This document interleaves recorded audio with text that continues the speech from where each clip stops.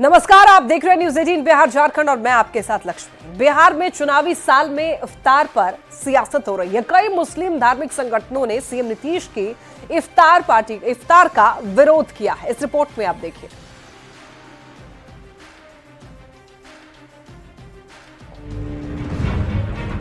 चुनावी साल में बिहार में इफ्तार पर सियासत शुरू हो चुकी है। रविवार को इकरनी मार्ग स्थित मुख्यमंत्री नीतीश कुमार के सरकारी आवास पर दावते इफ्तार का आयोजन किया गया, लेकिन चुनावी साल में सीएम नीतीश कुमार को अल्पसंख्यक जमात ने बड़ा झटका दे दिया। इमारते शरिया ने एक पत्र जारी किया और लिखा कि मुस्लिम धार्मिक संगठनों ने मुख्यमंत्री नीतीश कुमार की इफ्तार पार्टी से दूरी बनाने का फैसला लिया है। इमारत शरिया और दीगर मिल्ली तंजीमों ने ये फैसला जो किया है कि हमें उनकी इफ्तार पार्टी में शरीक नहीं होना चाहिए। सीएम नीतीश की ओर से रखी गई इफ्तार पार्टी से 7 मुस्लिम धार्मिक संगठनों ने दूरी बना ली। All India Muslim personal law board, Imarat Sharia, Khanqah Mujibia, Jamiat उलेमाए Hind, जमाते इस्लामी हिंद, जमीयत अहले हदीस और खानकाह रहमानी ने मुख्यमंत्री नीतीश कुमार की इफ्तार पार्टी का बहिष्कार किया। राष्ट्रीय जनता दल अगर साजिश करके नीतीश कुमार को टारगेट करना चाहती है तो धार्मिक आयोजनों को टारगेट करके दरअसल राष्ट्रीय जनता दल खुद अपने पैर में कुल्हाड़ी मारने जा रही है। ऐसे में बड़ा सवाल कि आखिर सीएम नीतीश कुमार की इफ्तार पार्टी का बायकॉट क्यों किया गया। मुख्य मुस्लिम धार्मिक संगठनों ने इफ्तार का बहिष्कार इस बिना पर किया कि सीएम नीतीश कुमार की पार्टी जनता दल यूनाइटेड वक्फ संशोधन बिल 2024 का समर्थन कर रही है और विरोध इसी बात का है। मुस्लिम संगठन वक्फ संशोधन बिल से समर्थन वापस लेने की मांग कर रहा है। उनका कहना है कि अगर वक्फ संशोधन बिल कानून बना तो जेडीयू जिम्मेवार होगा। चिंता मत करिए, अभी तो कुछ लोगों ने आपका बॉयकॉट किया है, जनता दल यू का बॉयकॉट किया है। 2025 में बिहार की 14 करोड़ जनता एनडीए और आपको बॉयकॉट करनी जा रही है। मुसलमानों को चिंतित होने की जरूरत नहीं है। मुसलमानों के धार्मिक संगठनों के नेताओं से अपील है कि वे एमवाई को अपनी बपौती समझने वाले राजद की कारगुजारियों से दूर रहें। उन्हें सिर्फ आपके वोट बैंक से मतलब है। इफ्तार एक धार्मिक आयोजन है जिसे सीएम नीतीश कुमार बहुत पहले से ही करते आ रहे हैं। जेडीयू का आरोप है कि विरोध के पीछे आरजेडी की साजिश है। ऐसे में सीएम के इफ्तार का विरोध की राजनीति के पीछे असलियत क्या है, इस सच्चाई से पर्दा तो आने वाले वक्त में ही उठ पाएगा। पटना संवाददाता संजय कुमार और आनंद अमृतराज के साथ ब्यूरो रिपोर्ट न्यूज 18। पटना में एशिया हॉस्पिटल की संचालिका और डॉक्टर सुरभि राज हत्याकांड में पुलिस के हाथ अब तक खाली है। पुलिस आपसी रंजिश, रंगदारी या जमीन विवाद में हत्या के एंगल से जांच कर रही है। वहीं इस हत्याकांड को लेकर के कई सवाल भी उठ रहे हैं। बताया जा रहा है कि डॉक्टर की हत्या के बाद पुलिस के आने से पहले ही खून के धब्बे को साफ कर दिया गया और घटना के करीब 2 घंटे बाद पुलिस को सूचना दी गई। आपको ये बता दें कि शनिवार शाम अपराधियों ने अस्पताल में घुसकर डॉक्टर सुरभि राज को उनके चैम्बर में जाकर गोली मारी, लेकिन अस्पताल के स्टाफ को कुछ देर बाद इस घटना की जानकारी हुई, जिसके बाद आनन फानन में उनका इलाज शुरू किया गया और हालत गंभीर देखते हुए उन्हें एम्स भेजा गया था, जहां पर उनकी मौत हो गई। बताया जा रहा है कि अपराधियों ने साइलेंसर लगी हुई हथियार से डॉक्टर को 5 से भी ज्यादा गोली मारी थी।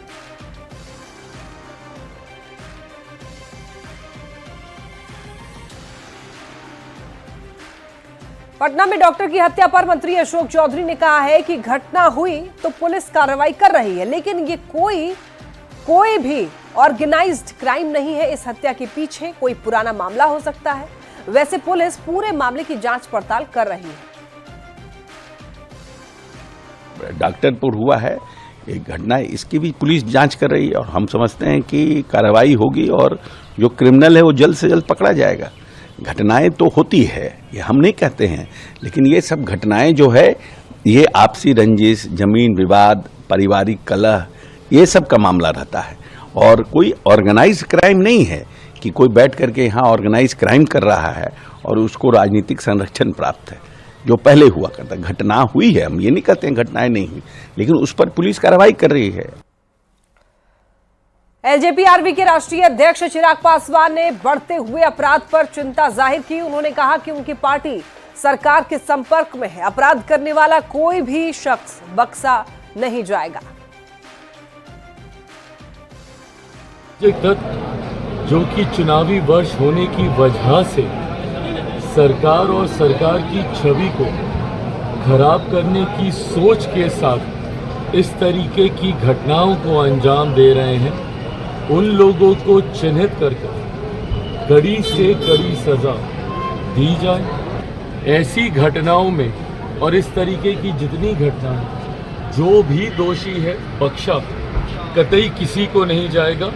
कड़ी से कड़ी सजा सबको होगी, बट हाँ, भविष्य में ऐसी घटना ना हो इसको लेकर भी हम सब लोग चिंतित हैं, उसको लेकर भी हम लोग प्रयास कर रहे हैं। एशिया हॉस्पिटल की महिला डायरेक्टर सुरभि राज की हत्या के बाद कई सवाल उठ रहे हैं। पुलिस ने आज दूसरे दिन भी अस्पताल पहुंचकर पूरे मामले की जांच की। पटना सिटी के सहायक पुलिस अधीक्षक अतुलेश झा के नेतृत्व में पुलिस टीम ने आज दूसरे दिन भी अस्पताल पहुंचकर पूरे मामले की पड़ताल की। पुलिस अधिकारियों ने जहां घटनास्थल की सूक्ष्मता से जांच की, तो वहीं अस्पताल में तैनात कर्मचारियों से भी पूछताछ की गई। कुछ ऐसे सवाल हैं जो पुलिस को ये सोचने पर मजबूर करती है कि हत्यारे मृतका के करीबी हैं। पुलिस ये भी मानकर चल रही है कि अस्पताल के कर्मचारियों को घटना की जानकारी थी, पर वो पुलिस के डर से कुछ भी बोलने से इनकार कर रहे हैं। पूरे मामले पर पूछे जाने पर मौके पर मौजूद पटना सिटी के सहायक पुलिस अधीक्षक अतुलेश झा ने हत्याकांड से जुड़े हुए सभी बिंदुओं की सूक्ष्मता से जांच किए जाने की बात दोहराते हुए जल्द ही पूरे मामले का खुलासा कर लिए जाने का भरोसा दिलाया है। जारी है और उसमें जैसे ही कुछ कंफर्मेशन आएगा आप लोग को महिला गर्भवती थी। गोलियों की जो आवाज की बात सामने आ रही है सर, तो गोली वहाँ पर किसी भी व्यक्ति ने नहीं सुना, ऐसा क्या लग रहा है सर? ठीक है, अभी सारी चीजें हम लोगों का जो अनुसंधान उसके अंदर है। क्या कोई अपना करीबी व्यक्ति है जो गोली चलाया है या ये सब अभी हम लोग कुछ भी कंफर्म नहीं करेंगे। चुनावी साल में बिहार में सियासत गरमाई हुई है। लालू प्रसाद ने एक और बड़ा बयान देकर बिहार की सियासत को सुलगा दिया है। लालू प्रसाद ने कहा कि बिहार में तेजस्वी के नेतृत्व में सरकार बनने से कोई माई का लाल नहीं रोक सकता है। लालू प्रसाद के इस बयान पर सियासत गर्म है।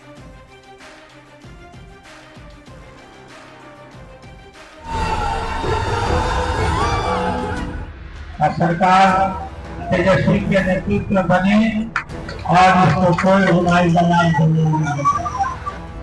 बिहार में चुनावी साल में सियासी पारा हाई है। सियासी धुरंधर और आरजेडी के राष्ट्रीय अध्यक्ष लालू प्रसाद ने तेजस्वी को लेकर बड़ा बयान दिया है। लालू प्रसाद ने कहा, बिहार में सरकार तेजस्वी के नेतृत्व में बनाना है। तेजस्वी यादव के नेतृत्व में बिहार में सरकार बनने से कोई माई का लाल नहीं रोक सकता है। सरकार तेजस्वी के नेतृत्व बने और इसको कोई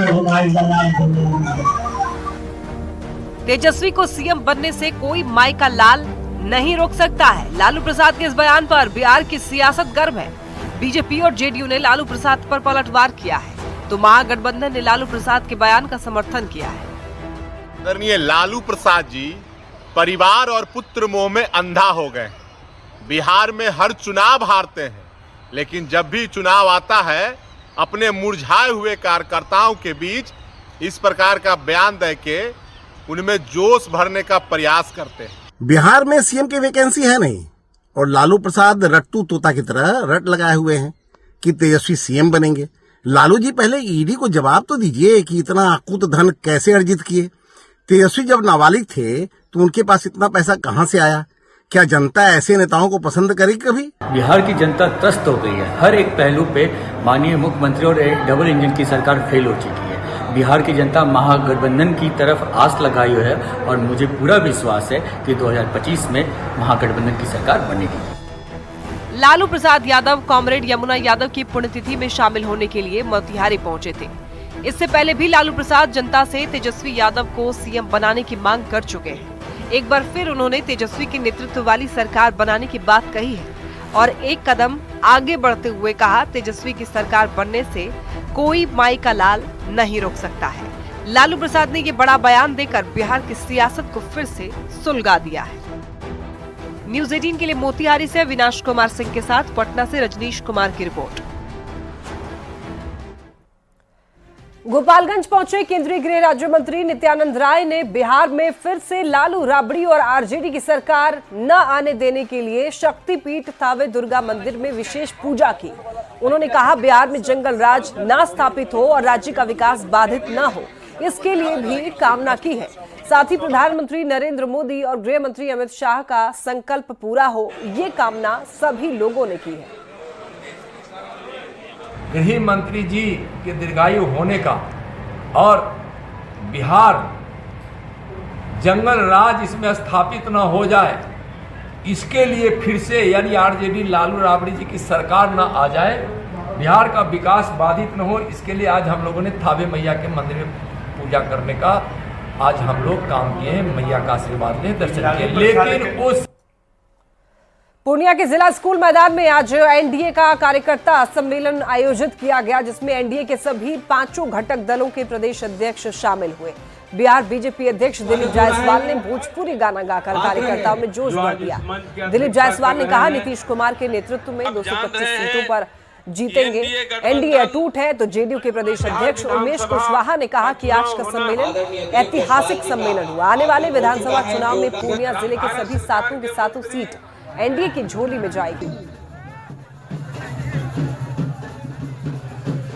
सभी साथियों से आग्रह है, जोरदार से स्वागत करें। माननीय प्रदेश सभी से आग्रह है। हरा बाकी भगवा बा, बुलू बाकी लाल बा, हरा बाकी भगवा बा, बुलू बाकी लाल बा, एनडीए के सरकार बा और बिहार में काबा, और बिहार में कावा कानून के राज बा, नीतीश कुमार के सरकार बा, आज भी है और आगे तो आप बोलिएगा, आज भी है और कल भी रहेगा। संख्या में एनडीए के कार्यकर्ता आए और एनडीए के कार्यकर्ता के अंदर जोश है, चट्टानी एकता है और आने वाला 2025 के चुनाव का संकल्प कार्यकर्ताओं ने लिया कि आपसी समन्वय में आने वाला चुनाव में जो है फिर से हम एनडीए की सरकार बनाएंगे। ऐतिहासिक सम्मेलन हुआ, जिस तरह लोगों का उपस्थिति हुई, पूर्णिया के लोगों ने यहाँ पाट दिया, चारों तरफ जिस उपस्थिति हुई, जिस तरह उनके चेहरे पर चमक देखा गया, आत्मविश्वास देखा गया, ये 2025 के लिए शुभ संकेत है। आने वाला दिन जो है 2025 के विधानसभा चुनाव, उसमें यहाँ जो है इतिहास लिखेगा। 7 के 7 सीट जो है एनडीए की झोली मिलेगी। पटना से बड़ी खबर, नीतीश कुमार की इफ्तार पार्टी, जेडीयू के राष्ट्रीय कार्यकारी अध्यक्ष का बयान इसको लेकर सामने आया है। देखिए, इफ्तार पार्टी पर संजय झा का बड़ा बयान है, इबादत में सियासत ठीक नहीं है।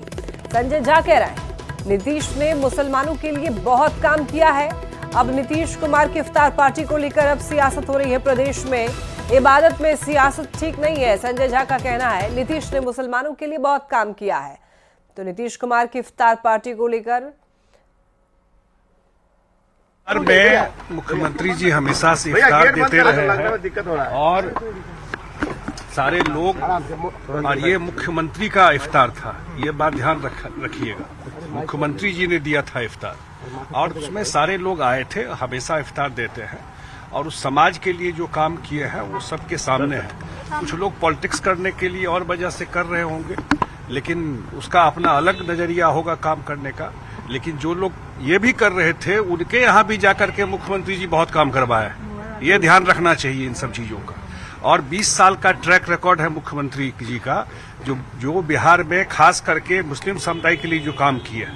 लेकिन इन सब चीजों में राजनीति करना, सियासत में करना, इबादत में सियासत करना, ये जो पॉलिटिक्स नहीं करना चाहिए। और ज्यादा जानकारी के लिए हमारे साथ न्यूज 18 संवाददाता आनंद अमृतराज जुड़ रहे हैं। आनंद, देखिए, नीतीश कुमार की इफ्तार पार्टी को लेकर के अब प्रदेश में सियासत शुरू हो चुकी है। देखिए लक्ष्मी, निश्चित तौर पे जेडीयू के राष्ट्रीय कार्यकारी अध्यक्ष जब अंदर से बाहर निकले और उन्होंने जो बयान दिया, उसके बयान को सबसे महत्वपूर्ण तरीके से अगर आप समझने की कोशिश करें तो उन्होंने कहा कि मुख्यमंत्री का इफ्तार का आयोजन था और जो लोगों ने ये सियासत किया, इबादत में सियासत ये अच्छी बात नहीं। एक तरीके से संजय झा का रुख जो था बेहद तल्ख था और इस बात को लेकर अगर उनकी नाराजगी है, इसका मतलब कि जेडीयू के अंदर और सरकार के अंदर भी इस बात को लेकर नाराजगी है। उन्होंने कहा कि उन्होंने इशारों में इमारत सरिया पे सवाल खड़े किए कि जो लोग आज इस पे इफ्तार पे राजनीति कर रहे हैं, उनके भी कई काम नीतीश कुमार ने करवाए हैं और खासकर मुसलमानों के लिए भी नीतीश कुमार ने कई काम करवाए। 20 साल से लगातार वो काम करवा रहे हैं और जिस लहजे में आज संजय झा दिख रहे थे, साफ था कि जिन लोगों ने भी आज इफ्तार का बहिष्कार किया, उससे लेकर संजय झा बेहद नाराज थे और उनकी नाराजगी बहुत कुछ इशारा करती है। उन्होंने यह भी कहा कि कुछ लोग सियासत की वजह से, चूंकि चुनावी साल है, इस वजह से ये सियासत हुई है और इबादत में सियासत को जो एंट्री कराया गया है वो कहीं से भी ठीक नहीं है। और उन्होंने जो भी बातें कही है लक्ष्मण, उसमें सबसे महत्वपूर्ण बात ये कही कि जो लोग नीतीश कुमार के सेहत को लेकर सवाल खड़े करते हैं वो भी मुगालते में है। नीतीश कुमार पूरी तरीके से स्वस्थ हैं, वो ठंड हो या गर्मी लगातार वो जनता के लिए काम कर रहे हैं। लेकिन सबसे बड़ी बात है कि जो आज इफ्तार में बहिष्कार की जो बात आई और उसके बाद संजय झा से ये सवाल पूछा गया तो उन्होंने सबसे पहला जवाब जो दिया, उसी में सारा जवाब छिपा हुआ है कि मुख्यमंत्री का इफ्तार था। उसके बाद भी इस तरीके से राजनीति हुई है, कहीं से भी ठीक नहीं है। जो लोग इस तरीके राजनीति कर रहे हैं उन्हें वो किसी और के बहकावे में ऐसा कर रहे हैं जो ठीक नहीं है। सियासत करें अपनी जगह पे, लेकिन चुनावी साल में इबादत को अगर सियासत के लिए चुना गया है तो कहीं से ठीक नहीं है। बिल्कुल आनंद, देखिए प्रदेश के मुख्यमंत्री है नीतीश कुमार और उनकी किसी विशेष समुदाय से ऐसी बेरुखी तो नहीं है और ये कोई पहली बार नहीं है। हर बार हम लोग देखते हैं कि वो इफ्तार पार्टी में शामिल होते हैं और मुस्लिम जितने भी लोग हैं उनसे मुलाकात करते हैं। इफ्तार पार्टियों में जाना उनका अक्सर हमने देखा है। बिल्कुल, देखिए लक्ष्मी, आज हम लोग की भी नजर बार बार इस बात को लेकर टिकी हुई थी कि अंदर क्या कुछ हो रहा है, किस तरीके से बातें सामने आएंगी। लेकिन जब संजय झा से पूछा गया कि अंदर का माहौल कैसा था तो उन्होंने कहा कि अंदर का माहौल बहुत ही अच्छा था और जिस तरीके से अंदर का माहौल के बारे में उन्होंने बताया, ब्रजमोहन सर भी अंदर से होकर आए थे, उनसे ही पूछते हैं सर अंदर का माहौल कैसा था और क्या कुछ लगा देखकर। देखिए बिल्कुल सामान्य था अंदर, जो वातावरण होना चाहिए। इफ्तार के मौके पे काफी संख्या में लोग आए थे और खास करके जो पटना के लोग थे, जब से खबर कल हमने देखी है, जब से खबर ये चल रही कि इफ्तार में बहुत सारे लोग शामिल नहीं होंगे, मुस्लिम संगठनों के लोग, उसके बाद से हमने देखा कि भारी संख्या में खासकर युवा है, अलग अलग तबके के लोग हैं जो मुस्लिम समुदाय से आते हैं, पटना के आसपास से काफी संख्या में लोग वहां भरे हुए थे। नेता ने भी बाहर निकलकर नाराजगी जताई कि मुख्यमंत्री के इफ्तार में अगर इस तरह की सियासत हो रही है तो कतई ठीक नहीं है। देखिए चुनाव से पहले इस तरह की सियासत की अपेक्षा की जा रही थी, खासकर जिस तरह से राष्ट्रीय जनता दल और बाकी कांग्रेस पार्टियों की तरफ से भी कोशिश लगातार हो रही है कि जो मुस्लिम वोट बैंक है उसको किस तरह से काबू में किया जाए। और वहीं दूसरी तरफ एक जो ट्रेडिशनल जो मुस्लिम्स लोग साथ में रहे हैं नीतीश कुमार के साथ में, तो वो भी लगातार कोशिश कर रहे हैं। एक आंकड़े का मैं जिक्र करूंगा, 2005 का आंकड़ा, ये आंकड़ा है कि मुस्लिम समुदाय के कल्याण के लिए तभी जो बजट था वो सिर्फ 4 करोड़ का था और उसके बाद नीतीश के आने के बाद से पिछले 15-16 सालों में यही जो बजट था वो बढ़ के 700 करोड़ हो गया। 4 करोड़ से लेके 700 करोड़। तो लोग जानते हैं इस चीज को, इस बात को लोग समझते हैं। बिल्कुल, लेकिन आज जिस तरीके से सियासत हुई और जिस तरीके से बातें सामने आई और राष्ट्रीय जो कार्यकारी अध्यक्ष संजय झा उन्होंने नाराजगी जाहिर की, इसका मतलब क्या समझा जाए? देखिए राजनीति की बात है, राजनीति की बात तो होगी निश्चित तौर पे। जिस तरह से राष्ट्रीय जनता दल के हैंडल से ये खबर शेयर की गई कि मुस्लिम संगठनों के लोग नहीं आएंगे, दर्शक भी सुन रहे थे। और आज देखिए जिस तरीके से इफ्तार पार्टी को लेकर सियासत हो रही है, चुनावी साल है और ऐसे में ये बातें होना कहीं ना कहीं एक खास वर्ग की तरफ से अपेक्षित लग रहा है। बहुत धन्यवाद आपका इन तमाम जानकारियों के लिए आनंद।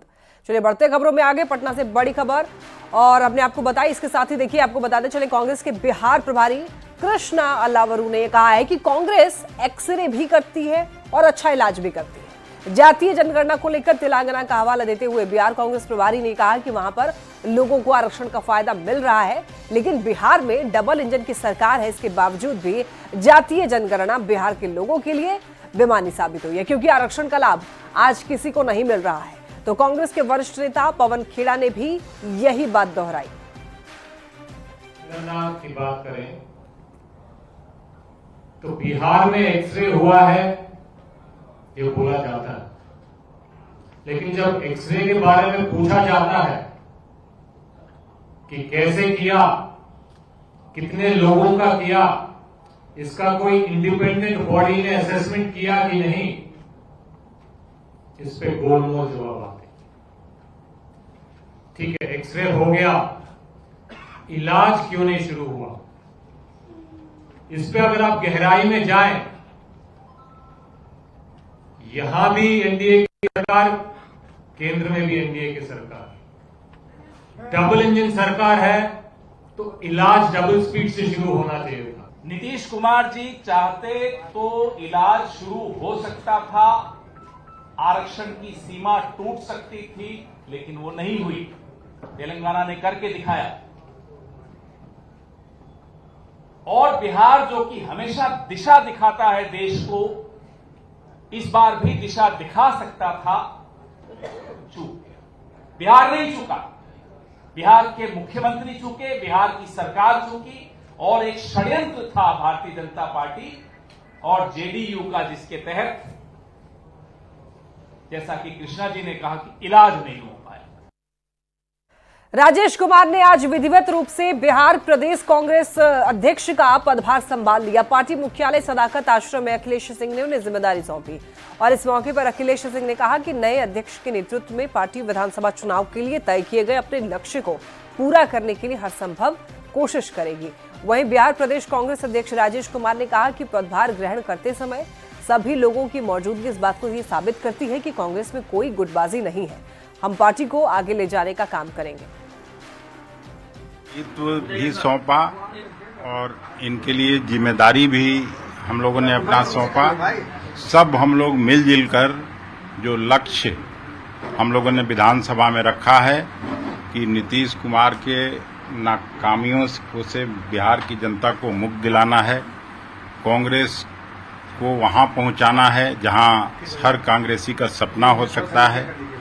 और इसके साथ साथ सभी कांग्रेस कर्मियों को, बिहार भर के कांग्रेस कर्मियों को मैं हृदय से धन्यवाद देता हूं, जिन्होंने मेरे कार्यकाल में बढ़ चढ़कर हिस्सा लिया। कम समय में ज्यादा काम करने का दायित्व है, चुनौती काम करने का है, चुनौती लोगों को जोड़ने का है। और जिस तरह से सरकार जो है कि नीति के विपरीत जो उन्होंने घोषणा की थी वो रोजगार के मामले को लेकर के है, इसलिए हमारी दायित्व बढ़ी है और हम जनहित के मुद्दों के साथ अपने प्रिय और वरीय नेताओं के मार्गदर्शन में हम बिहार में आने वाला समय में हम कांग्रेस पार्टी के ऊंचाइयों पर ले जाएंगे। आज के दिन मैं आपको आश्वस्त करता। बड़ी खबर वैशाली के महुआ से आ रही है, जहां पर पुलिस ने 5 साइबर अपराधियों को गिरफ्तार किया है। गिरफ्तार अपराधियों के पास से 1 कार, 3 बाइक और 12 सिम कार्ड और मादक पदार्थ बरामद किया गया है। महुआ सीडीपीओ को गुप्त सूचना मिली कि मरगी गांव में धोखाधड़ी और नशा सेवन करने वाले कुछ लोग जमा हैं, जिसके बाद पुलिस ने छापेमारी की। छापेमारी के दौरान पुलिस ने 5 साइबर अपराधियों को गिरफ्तार किया है। मानवीय और तकनीकी तथ्यों के आलोक में महुआ थाना द्वारा त्वरित कार्रवाई सुनिश्चित किया गया और 5 लोगों को गिरफ्तार किया गया। इन 5 लोगों के पास से 12 फर्जी sim, 5 mobile phone, 3 bike, 1 Swift Dzire car, 24 डब्बा मादक पदार्थ कोटा और 60 डब्बा मादक पदार्थ का खाली डब्बा प्राप्त हुआ है। 2 दिन पहले जीरादेई प्रखंड के भौकासल आश्रय गृह से 13 लड़कियां फरार हो गई और इस मामले में सीवान डीएम ने बड़ी कार्रवाई की। डीएम ने इस मामले में 3 लोगों पर कार्रवाई की है। 2 संविदा कर्मी और 1 होमगार्ड जवान को दोषी पाया गया है। 2 संविदा कर्मी सुनीता देवी और शिवानी जायसवाल को कार्य मुक्त यानी कि कार्य से बर्खास्त कर दिया गया है। तो वहीं देखिए, वृहद आश्रम में तैनात 1 होमगार्ड के जवान राम बाबू यादव को निलंबित कर दिया गया है। इस मामले में डीएम ने बताया कि फरार 13 लड़की में कुछ लड़की को बरामद कर लिया गया है। बाकी अन्य लड़की जो फरार हैं उनके लिए छापेमारी की जा रही है। सभी फरार लड़की अपने परिवार के संपर्क में है और बहुत जल्द फरार सभी लड़कियों को बरामद कर लिया जाएगा। ज्यादा जानकारी दे रहे हैं सीवान संवाददाता मृत्युंजय सिंह। जीरादेई प्रखंड के भैंसाकल स्थित बृहद आश्रम से 13 लड़की फरार हुई थी। इस मामले में सीवान डीएम मुकुल कुमार गुप्ता द्वारा बड़ी कार्रवाई की गई है। 2 संविदा कर्मी को कार्यमुक्त यानी कार से बर्खास्त कर दिया गया है, तो वहीं होमगार्ड के जवान को निलंबित कर दिया है। ये मामला सामने आने के बाद सीवान डीएम के द्वारा एसडीएम और एसडीपीओ के नेतृत्व में एक टीम का गठन किया गया था। ये टीम वहां जाकर जांच की और जांच में ये लोग दोषी पाए गए, जिसके बाद सिवान डीएम के द्वारा बड़ी कार्रवाई की गई है। वहीं इस मामले में सिवान डीएम का कहना है कि इस मामले में भी जांच चल रही है, ये पता किया जा रहा है कि आखिर लड़की फरार कैसे हुई, क्या रीजन है कि वो लड़की फरार हुई। वहीं इस मामले में कुछ लड़की को बरामद कर लिया गया है, अन्य लड़की को बरामदगी के लिए पुलिस लगातार छापेमारी कर रही है। तो वहीं जिला प्रशासन का दावा है कि इस मामले में जितनी कुछ लड़की फरार है उनके परिवार से संपर्क किया जा रहा है, लड़की और परिवार एक दूसरे को बात कर रहे हैं, बहुत जल्द फरार लड़कियों को भी बरामद कर लिया जाएगा। मृत्युंजय सिंह, न्यूज 18 सिवान। शिक्षा विभाग के एसीएस सिद्धार्थ गांधी मैदान में बिहार दिवस के मौके पर यहां पर चाक चलाकर मिट्टी को आकार दिया है और बच्चों को प्रोत्साहित किया है। बता दें कि सिद्धार्थ ने शिक्षा विभाग के स्टॉल का मुआयना किया और शिक्षकों की यहां पर तारीफ भी की। मोबाइल हटाइए।